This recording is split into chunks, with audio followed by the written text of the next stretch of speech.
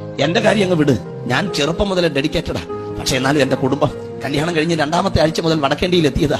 3-ാമത്തെ ആഴ്ച മുതൽ അവൾക്ക് മനസ്സിലായി 5 നയാ പൈസ ഇല്ലാത്തൊരു പുള്ളിയാ എന്റെ ഭർത്താവെന്ന്. 10 വർഷം കഴിഞ്ഞ് അവിടെ അമ്മയും അപ്പനും അത് അറിയുന്നത് പട്ടിണിയായിരുന്നു. ഒരു പ്രാവശ്യം പോലും ഇങ്ങനെ ഒരുത്തനെയാണല്ലോ എന്റെ തല കെട്ടിവെച്ചതെന്ന് ചോദിച്ചിട്ടില്ല. കൃപയാൽ ദൈവം ഞങ്ങളെ ഉയർത്തി. സ്തോത്രം. ഞാൻ ദൈവത്തെ സ്തുതിക്കുക.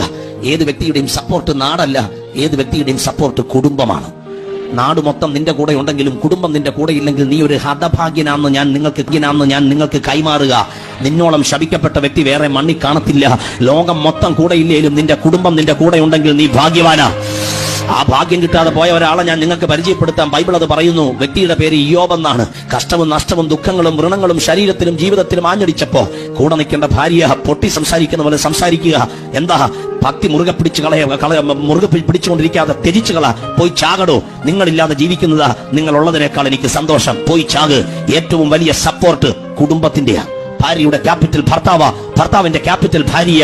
അവർ അനുവദിക്കാത്ത ദൂരം ആർക്കും ഓടാൻ പറ്റില്ല. ആരും കൂടെ ഇല്ലെങ്കിലും കുടുംബം നിന്റെ കൂടെ ഉണ്ടെങ്കിൽ പിശാചിന് നിന്നെ തോടാൻ കഴിയത്തില്ല. എല്ലാവരും കൂടെയുണ്ട്. കുടുംബം നിന്നെ തള്ളിയാൽ പിശാച് നിന്നെയിൽ തമ്മാനമാടും. അതുകൊണ്ട് ദൈവം പറയുന്ന വചനം ഇന്ന് രാത്രി ശിരസ വഹിച്ച്, നാട്ടിലെ മാറ മധുരമായില്ലേലും സാരമില്ല, വീട്ടിലെ മാറ മധുരമാകട്ടെ. നാട് നന്നാക്കി നടക്കുന്ന നിന്റെ വീടിന്റെ അകത്തെ കയ്പ് ഇന്ന് രാത്രി അഴിയാൻ